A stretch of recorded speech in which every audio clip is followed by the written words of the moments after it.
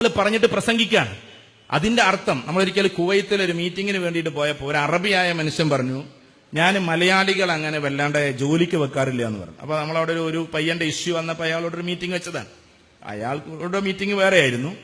ഈ കാര്യമൊന്നും മൂപ്പരോട് ഉണർത്തിയതാണ്. അവിടുത്തെ ഒരു പയ്യന് വന്നൊരു പ്രശ്നം, ഒരു മലയാളി പയ്യന്, പ്രത്യേകിച്ച് നമ്മുടെ മലപ്പുറം ജില്ലക്കാരൻ. അപ്പൊ അതെന്താണ് വിഷയം എന്ന് ഈ അറബിയോട് ചോദിച്ചതാണ്.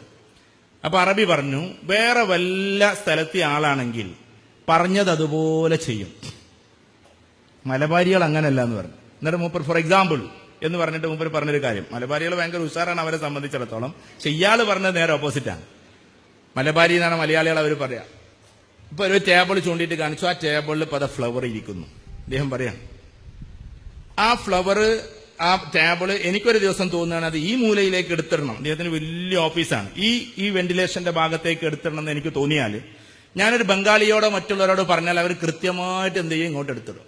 ഒരു മലയാളിയോട് പറഞ്ഞാൽ അയാൾ ആദ്യം ഇങ്ങനെ നിൽക്കും, അയാൾ നിന്ന് കാണിച്ചു തരാണ്. എന്നിട്ട് പറയും, അവിടെ നിന്നാണ് സൂര്യപ്രകാശം വരുന്നത്, അവിടെ നിന്നാണ് ഇപ്പൊ അതിന്റെ ഒരു ലൈറ്റൊക്കെ വരുന്നത്, അപ്പൊ നല്ല രസം ഉണ്ടാവും അത് കാണാൻ. പിന്നെ ആ ആംഗിൾ ഭയങ്കര രസമാണ്, ആ ടേബിൾ അവിടെ തന്നെയാണ് ഇരിക്കേണ്ടത്. അങ്ങനെ ഫുൾ പ്രസംഗിക്കും. എന്നിട്ട് മൂപ്പര് പറയണം, ആ പ്രസംഗിക്കണത് ആ സാധനം കണ്ട് എടുത്തിടാനല്ല, എടുത്തിടാതിരിക്കാനാണ്. അയാളെ സംബന്ധിച്ചിടത്തോളം അത് ഇങ്ങോട്ട് എടുത്തിടൽ വലിയ പ്രയാസമാണ്. അതിന് വേണ്ടിയിട്ട് ഒരു നല്ല നമ്പർ 1 സ്പീച്ച് മൂപ്പര് നടത്തുന്നുണ്ട്. ഇതേപോലെ നമ്മൾ ഓരോരുത്തരും, ഞാൻ അടക്കമുള്ളവരോട് പറയാണ്, നമ്മൾ ഒരു കാര്യത്തിന് വേണ്ടിയിട്ട് ഒരുപാട് കാര്യങ്ങൾ പറയും, വെറുതെ വളച്ചൊടിച്ച് തിരിച്ചു മറിച്ച്. പക്ഷെ നമ്മുടെ കുട്ടികൾക്ക് കൃത്യമായി മറുപടി കിട്ടിയേ പറ്റൂ. ഒരു കുട്ടിയുടെ ബുദ്ധി വികാസത്തിന് നിങ്ങൾ ബ്രഹ്മി കൊടുത്തിട്ട് കാര്യമില്ല. ബ്രഹ്മി കൊടുത്തിട്ട് കാര്യമില്ല എന്ന് ഇന്നിപ്പോ കേരളത്തിൽ അതിന്റെ ഏറ്റവും വലിയ അതോറിറ്റി ആയിട്ട് അറിയപ്പെടുന്നത് കോട്ടക്കൽ ആയുർവേദശാലയിലെ പി.കെ. വാര്യരാണ്. പി.കെ. വാര്യർ സാറാണ് പറഞ്ഞത്, ബ്രഹ്മി കൊടുത്തിട്ട് ഒരു കാര്യമില്ല. ചില കുട്ടികൾക്ക് ക്ലിക്കാകാം, അല്ലെങ്കിൽ ഇപ്പൊ ഇവിടെ ഇത്രയും 10, 400, 500 വിദ്യാർത്ഥികൾ അല്ല രക്ഷിതാക്കൾ ഉണ്ടെങ്കിൽ എല്ലാരെയും കുട്ടികൾക്ക് ഓരോ കിൻഡൽ ബ്രഹ്മി കൊടുന്ന് കൊടുത്താൽ പോരെ, എല്ലാവരും ഹൈ ബ്രില്യന്റ് ആയി മാറൂലേ. പക്ഷെ അതുകൊണ്ട് കാര്യമില്ല, ഓരോ രക്ഷിതാക്കളുടെ ഇടപെടലിലാണ് കാര്യം. അവിടെയാണ് ബുദ്ധിയുടെ വികാസം. ബുദ്ധിയുടെ വികാസം. കുട്ടി ചിലപ്പോ രാവിലെ എഴുന്നേറ്റ് വന്നിട്ട് കുറെ കിസ് കോമ്പറ്റീഷനിലെ ചോദ്യം, ഇപ്പൊ അങ്ങനെ ഉണ്ടല്ലോ, സ്കൂളുകാരൊക്കെ ഇങ്ങനെ കിസ് കോമ്പറ്റീഷൻ കൊടുത്തയച്ചു വിടുകയാണ്, നമ്മൾ ആകെ ഡെങ്കറായി പോകും. പക്ഷെ എനിക്കൊരു താല്പര്യം എന്താന്ന് വെച്ചാൽ, എത്ര സമയമില്ലെങ്കിലും അതിന്റെ ആൻസർ നമ്മൾ കണ്ടെത്തി കൊടുക്കുക എന്നുള്ളതാണ്. ഗൂഗിൾ ചെയ്താൽ മതി, മിക്കവാറും 99% ഈ ആൻസർ നിന്ന് കിട്ടും. അടിച്ചു കൊടുക്കാൻ അറിയണം എന്നുള്ളൂ, അല്ലെങ്കിൽ അടിച്ചടിച്ച് നമ്മൾ എന്താക്കും, ഇത് അടിക്കാനും വേണം ഒരു ഇത്. അതങ്ങനെ അടിച്ചിട്ട് നമുക്ക് അതിന്റെ ആൻസറുകൾ കിട്ടും. ഇപ്പൊ ഇന്നലെ എന്റെ മോൾ എന്നോട് ചോദിച്ചു, പിന്നെ നെഹ്റു എന്നാണ്, ഏത് വർഷത്തിലാണ് മരിച്ചുപോയത്? പെട്ടെന്നുണ്ട് ആലോചിച്ചപ്പോ എനിക്കൊരു കൺഫ്യൂഷൻ. അപ്പൊ 90-ലാണ്, 50-ലാണ്, 51-ലാണ്, നമുക്കൊക്കെ ഉണ്ടാവില്ല ഒരു കൺഫ്യൂഷൻ. മെല്ലെ ഗൂഗിൾ ചെയ്ത് നോക്കി, ഗൂഗിൾ ചെയ്തൊക്കെ 50-ലാണ്. അപ്പൊ അങ്ങനത്തെ ഇൻഫർമേഷൻസ് നമുക്ക് ഒരുപാട് കിട്ടും. അപ്പൊ കുട്ടികളുടെ കൂട്ടത്തിൽ നമ്മൾ എന്ത് ചെയ്യും, പഠിച്ചുകൊണ്ടിരിക്കും. രക്ഷിതാക്കൾക്ക് കുറെ ക്വസ്റ്റ്യൻ വിടുമ്പോൾ ഒരു ഗുണം അതാണ്, കുറെ ഗുണം അതാണ്. കേരളത്തിലെ ഏറ്റവും വലിയ നദിയുടെ പേരേതാണ്? നമുക്ക് ആകെ ഇങ്ങനെ കൺഫ്യൂഷൻ ആവും. അല്ലെങ്കിൽ കേരളത്തിൽ ഏറ്റവും വലിയ പിന്നെ പുഴയുടെ പേര്, നദിയുടെ പേര്, അല്ലെങ്കിൽ അതിന്റെ അപ്പുറത്തേക്ക് ലേക്കിന്റെ ഏറ്റവും വലിയ തടാകത്തിന്റെ പേരെന്താണ്? അപ്പൊ നമ്മൾ വിചാരിക്കരുത്, അപ്പൊ കുട്ടി കാര്യമായിട്ട് ഉമ്മ ഇത് പറഞ്ഞുതരുന്ന് പറയുമ്പോ, ഇവിടെ അങ്ങനെ ഉണ്ടോന്ന് എനിക്ക് അറിഞ്ഞുകൂടാ, നമ്മുടെ നാട്ടിലൊക്കെ ഉണ്ട്, പറഞ്ഞുതരുന്ന് പറയുന്ന സമയത്ത് കുട്ടി ഓരോ ദിവസവും ഓരോന്നിട്ടുണ്ട്, ഒരു മനുഷ്യപ്പെടിയിട്ട് ഇങ്ങനെ ഇരിക്കുക ഇതൊന്നും പറഞ്ഞാൽ സ്കൂളുകാരെ ഒരു കഥ മാഷന്മാർക്ക് ഇങ്ങനെ കൊടുത്തു വിട്ടാൽ മതി, നമുക്ക് എത്ര പോലെ ഇടങ്ങാറാന്നറിയോ. ഇതോടുകൂടി കുട്ടിയുടെ ബുദ്ധിപരമായ കഴിവ് കുറയുന്നു എന്ന് മാത്രമല്ല, ഇമോഷണൽ അറ്റാച്ച്മെന്റ് സ്കൂളിനോടുള്ളത് കുറയും. കുട്ടിയെ സംബന്ധിച്ചിടത്തോളം ഏതിനായിരിക്കും കൂടുതൽ ഇഷ്ടം? ഏതിനായിരിക്കും? പഠിക്കണ്ടെന്ന് പറയണവരോട് വലിയ ഇഷ്ടമാണ്. അപ്പൊ നമ്മൾ ഈ പറഞ്ഞുകൊണ്ടിരിക്കുന്നത് അറിയാതെ എന്തെന്നാണ്. ഈ ഇപ്പൊ അതൊന്നും നോക്കാൻ നിൽക്കണ്ട, അങ്ങനെ കുറെ കാര്യങ്ങളൊക്കെ ഉണ്ടാവും. നെഹ്റു എന്നാ മരിച്ചെന്നൊക്കെ, ആ മരിച്ചുപോയ കാലത്താണ് പോയി, ഇനിയിപ്പോ വെറുതെ പറഞ്ഞുകൊണ്ടിരിക്കണോന്ന് ചോദിച്ചാൽ കാര്യമില്ല. അപ്പൊ കുട്ടിയുടെ അറിവ് എന്ന് പറയുന്നതിൽ നമ്മളും കൂടി അന്വേഷിക്കണം. നമ്മൾ വെറുതെ നേരം വെളുത്ത് ഒരൊറ്റ പോക്കാണ്. ഞാനിതൊരു നാടൻ ഇതായതുകൊണ്ടാണ് ആ രീതി പറഞ്ഞത്, അതല്ലേ നല്ലത്. കുറെ വെറുതെ പ്രൊഫഷണലിസം പറഞ്ഞിട്ട് കാര്യമില്ല. അതായത് നേരം വെളുത്താൽ നേരെ നിസ്കരിക്കുന്നവർ നിസ്കരിക്കുന്ന, പ്രഭാത പ്രാർത്ഥന കഴിയുന്നവർ അത് കഴിയുന്ന ആ സമയത്ത് നേരെ പോകുന്നത് അടുക്കളയിലേക്കാണ്. എന്നിട്ട് ആദ്യം തന്നെ പണി തുടങ്ങി അങ്ങനെ നാസ്തൊക്കെ ഏതാണ്ടായി വരുമ്പോ ചിലപ്പോൾ ഒരു വയസ്സായ ആൾ വീട്ടിലുണ്ടെങ്കിൽ മൂപ്പർക്ക് ചിലപ്പം 10 മണിക്കൂർ കഞ്ഞി വേണ്ടി വരും. അപ്പൊ അതിലേക്കായി നമ്മുടെ യാത്ര. അത് കഴിഞ്ഞിട്ട് പിന്നെ ഉച്ചയിലേക്കുള്ള വിഭവത്തിലേക്ക് കിടന്ന് പാടുപെടാണ്. അവിടെ തന്നെ ഒരു മിസ്മാനേജ്മെന്റ് ഉണ്ടെന്ന് എനിക്ക് തോന്നുന്നത്. നിങ്ങളുടെ ടൈം നിങ്ങൾ കറക്റ്റായിട്ട് നോക്കുന്നില്ല. കാരണം ഒരു സ്പൂണ് വെക്കുന്നിടത്തേ വെക്കാവൂ. ഒരു സ്പൂണിന് വേണ്ടി നിങ്ങൾ എത്ര പ്രാവശ്യം തിരയുന്നുണ്ടെന്നറിയോ? 18 കിലോമീറ്റർ നടക്കുന്നുണ്ടാവും ഒരു സ്ത്രീ അറ്റ്ലീസ്റ്റ് ഒരു ദിവസം അടുക്കളയിൽ. അങ്ങോട്ട് പഞ്ചസാര ഇവിടെ, കടക അവിടെ. ഈ കടക എല്ലാതും ഒരു ദിവസം ഒരു തൂൾ വെച്ചാൽ തന്നെ പിന്നെ അവിടെ വെച്ചാൽ മതി. അത് അങ്ങോട്ടും ഇങ്ങോട്ടും മാറ്റി വെക്കരുത്. അങ്ങനെ സിസ്റ്റമാറ്റിക് ആയിട്ട് ചെയ്യുകയാണെങ്കിൽ കൃത്യമായിട്ടൊരു 4-3 മണിക്കൂറുള്ള പണിയെ നമ്മൾ നീട്ടിക്കൊണ്ടുപോയിട്ട് 12 മണിക്കൂറോളം ആക്കുകയാണ്. ചോറ് വെക്കാൻ ഞാനിങ്ങനെ ആലോചിക്കാറുണ്ട്. ഈ കല്യാണ വീട്ടിലൊക്കെ ആകെ 2 ആൾക്കാർ ചിലപ്പോൾ വെക്കാനുണ്ടാവും. അവരും 2000 ആൾക്കാർക്ക് കാണാം 3 മണിക്കൂർ കൊണ്ട് ചോറ് വെക്കണം. അപ്പൊ ആ പണി അവർക്കും നടക്കുന്നുണ്ടല്ലോ. 1000 ആൾക്കാർക്ക് 2 മണിക്കൂർ കൊണ്ട് ചോറ് വെക്കുന്നുണ്ട് ഇവിടെ 3 ആൾക്കാർ. ആ റേഷ്യോ വെച്ചിട്ട് നിങ്ങൾ 1000 ആൾക്കാർക്ക് ഭക്ഷണം ഉണ്ടാക്കാൻ എത്ര മണിക്കൂർ എടുക്കുമെന്ന് ആലോചിച്ച് നോക്കട്ടെ. അല്ലേ? കല്യാണ വീട്ടിൽ 30 ആൾക്കാർ വന്നിട്ടല്ലേ ചോറ് ഉണ്ടാക്കുന്നത്. 3 ആളുണ്ട് വരും. 1000 ആൾക്കാർക്ക് എന്ത് ചെയ്യും? ഫുഡാണ്ട് ഉണ്ടാക്കും വിത്തിൻ 3 hours. അപ്പോ അങ്ങനെയും ചെയ്യാമല്ലോ. നമ്മൾ എന്ത് ചെയ്യും? 1000 ആൾക്കാർ, 3 ആൾക്കാരുടേതായിട്ട് നമുക്ക് കട്ടപ്പുകയാണ്. പിന്നെ 1000 ആൾക്കാരുടേത് തന്നാലേ ഒരു 10 ദിവസത്തിന് പിന്നെ അടുക്കളയിൽ നിങ്ങളുടെ കയറാൻ പറ്റൂല നമുക്ക്. അപ്പൊ ചുരുക്കി പറഞ്ഞാൽ കുട്ടികളുടെ ബുദ്ധിപരമായ കാര്യത്തിൽ ഇടപെടാൻ പറ്റുന്നില്ല എന്ന് മാത്രമല്ല, നെഗറ്റീവായി നമ്മൾ ഇടപെട്ടുകൊണ്ടിരിക്കുകയാണ്. നെഗറ്റീവായി ഇടപെടുകയാണ്. അവിടെയാണ് പ്രിയപ്പെട്ട രക്ഷിതാക്കൾ മനസ്സിലാക്കേണ്ടത്. ഒരു കുട്ടിയുടെ കാര്യത്തിൽ നമുക്ക് പോസിറ്റീവായിട്ട് ഇടപെടാൻ പറ്റുന്നില്ലെങ്കിലും അവനെ പഠിപ്പിക്കാനിരിക്കാൻ നമുക്ക് പറ്റുന്നില്ല. ഒന്നിനും പറ്റുന്നില്ലെങ്കിൽ പോലും പോസിറ്റീവ് ആയിരിക്കണം നമുക്ക് എന്ത് ചെയ്യേണ്ടത്? അവനോടുള്ള ആക്ഷൻ അല്ലെങ്കിൽ അവളോടുള്ള ആക്ഷൻ. ഞാൻ ഇടയ്ക്കൊക്കെ പറയാറുള്ളതാണ്. ഇതൊരു ഞാൻ ഇതുവരെ വരാത്ത ഏരിയ ആയതുകൊണ്ട് പറയണം. ചിലപ്പോൾ നിങ്ങൾ യൂട്യൂബിൽ കേട്ടിട്ടുണ്ടാവാം, നമ്മുടെ പ്രസംഗം തന്നെ എനിക്ക് അറിഞ്ഞുകൂടാ. ഏതായിരുന്നാലും അതിൽ പറയുന്ന ഒരു ഉദാഹരണമുണ്ട്. 2003-2004 മെഡിക്കൽ എൻട്രൻസിൽ 1ാം റാങ്ക് കിട്ടിയത് ശ്യാംകുമാർ എന്ന് പറയുന്ന ഒരു കുട്ടിക്കാണ്. മെഡിക്കൽ എൻട്രൻസിൽ 1ാം റാങ്ക് കിട്ടുക എന്ന് പറഞ്ഞാൽ നമ്മൾ മനസ്സിലാക്കണം, 1.25 ലക്ഷം കുട്ടികളെ പിന്നിലാക്കിയിട്ടാണ് ഒരു കുട്ടി മുന്നിലാകുന്നത്. അതും ആ 1.25 ലക്ഷം കുട്ടികൾ എങ്ങനത്തെ കുട്ടികളാണ്? +2 സയൻസ് എടുത്തിട്ട്, +2 സയൻസ് എടുക്കണമെങ്കിൽ അത്യാവശ്യം മാർക്ക് കിട്ടണം. എന്നിട്ട് പിന്നെ എൻട്രൻസിന് വേണ്ടി പ്രിപ്പയർ ചെയ്തിട്ട് ഏകദേശം 1.5-1.25 ലക്ഷം കുട്ടികളാണ് സാധാരണ അത് എഴുതാറുള്ളത് നമ്മുടെ കേരളത്തിൽ. ഇത്രയും കേരളത്തിലെ കുട്ടികളുടെ എല്ലാ IQ പാറ്റേണിനെയും താഴോട്ടിട്ടിട്ട് അവസാനം ഇവൻ ഉയർന്നു വരണം.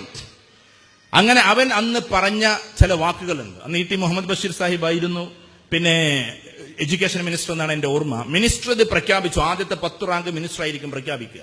മിനിസ്റ്റർ ഇത് പ്രഖ്യാപിച്ച ഉടനെ തന്നെ വല്ലാത്ത സന്തോഷം കൊണ്ട് കിടന്ന് തുള്ളുകയാണ് ശ്യാംകുമാർ. ആദ്യത്തെ 10ൽ ഉണ്ടാകൂ എന്ന് സംശയമായിരുന്നു. പക്ഷെ 1ാം റാങ്കുകാരനായി. 1ാം റാങ്കുകാരനായിട്ട് ഇങ്ങനെ ഉഷാറായിട്ട് ഇങ്ങനെ ആയിക്കൊണ്ടിരിക്കുമ്പോൾ പത്രക്കാര് ഫോട്ടോ എടുക്കാൻ വേണ്ടിയിട്ട് വീട്ടിലേക്ക് വരുന്നു.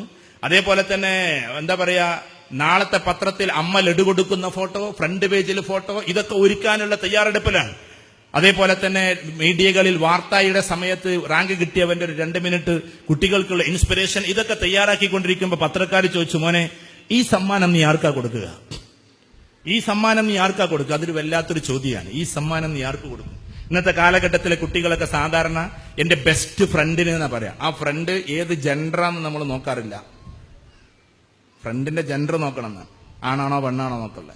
അതുപോലും നോക്കാതെ നമ്മൾ സമ്മതിച്ചു കൊടുക്കലാണ്. ശരി, അല്ലെങ്കിൽ ചിലപ്പോൾ സ്കൂളുകാർക്ക് കൊടുക്കും.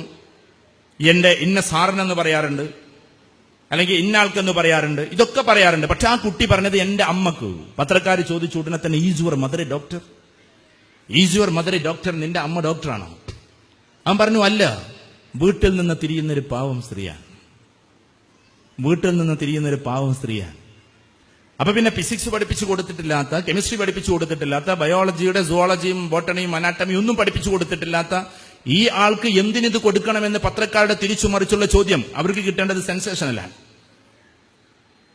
ആ കുട്ടി ഉടനെ പറഞ്ഞത്, പിന്നെ എന്തിനാണ് മോനെ നീ ഈ സമ്മാനം അമ്മക്ക് കൊടുക്കുന്നത്? അമ്മ ഡോക്ടർ അല്ലെങ്കിൽ അമ്മ നിന്നെ വിഷയം പഠിപ്പിച്ചിട്ടില്ലെങ്കിൽ പിന്നെ എന്തിനാണ് അമ്മക്കത് കൊടുക്കുന്നത് എന്ന പത്രക്കാരുടെ ചോദ്യത്തിന് അന്ന് ശ്യാംകുമാർ പറഞ്ഞ മറുപടിയാണ്, നമ്മുടെ മക്കൾ നമ്മളെ കുറിച്ച് പറയേണ്ടത്. That is effective parenting. ഒന്നും പഠിപ്പിച്ചു കൊടുത്തില്ല.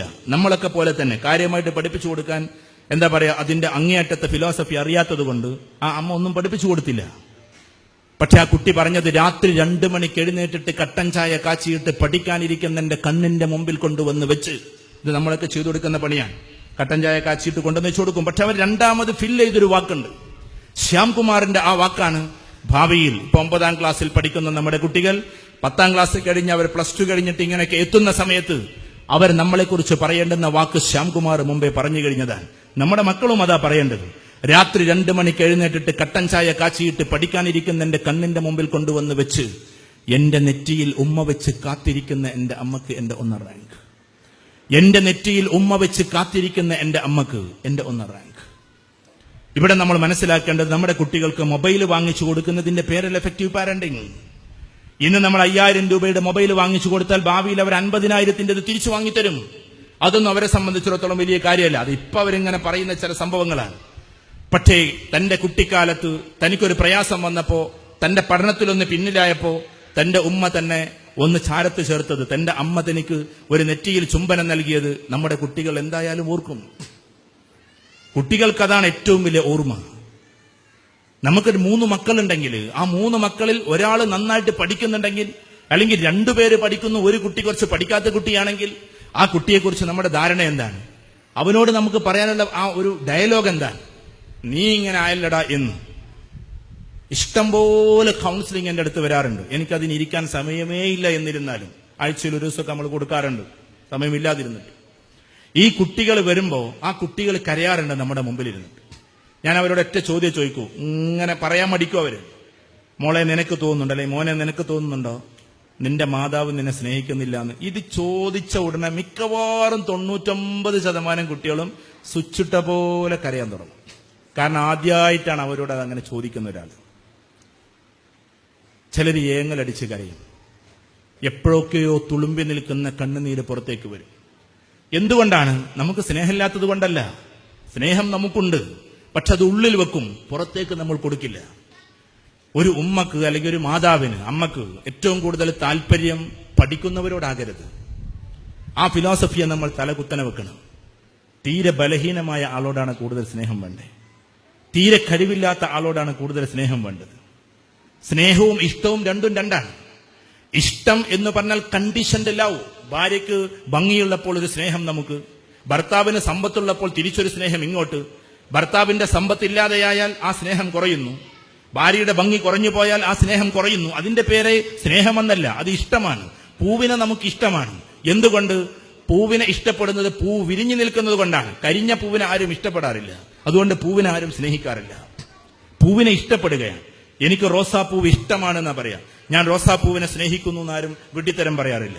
കാരണം സ്നേഹം അത് അതിന്റെ അത് അസ്തമിച്ചു പോയാലും നിൽക്കേണ്ടതാണ്. അപ്പൊ ഇഷ്ടപ്പെടുക എന്നത് വേറെയാണ്. ഒന്ന് കണ്ടീഷൻഡ് ലവ്, മറ്റൊന്ന് പ്യൂർ ലവ്. നമ്മുടെ കുട്ടികളോട് കണ്ടീഷൻഡ് ലവ് വെക്കരുത്. നമ്മുടെ കുട്ടികൾ നന്നായിട്ട് പഠിക്കുന്നു എന്നതുകൊണ്ടൊരു സ്നേഹം, പഠിക്കുന്നില്ല എന്നതുകൊണ്ട് സ്നേഹം കുറയുക, അതുണ്ടാകാൻ പാടില്ല. വേദഗ്രന്ഥങ്ങളിലൊക്കെ നേരത്തെ പറഞ്ഞ സ്നേഹമാണ് പറഞ്ഞിട്ടുള്ളത്. വിശുദ്ധ ഖുർആനിൽ പറയുന്നത് ഹുബ്ബ് എന്നാണ്. പരമമായ സ്നേഹത്തെക്കുറിച്ച് പറയുമ്പോൾ നാക്കിൽ നിന്ന് പോലുമല്ല വാക്ക് വരുന്നത്. വിശദീകരിച്ച് പറയാൻ സമയമില്ല.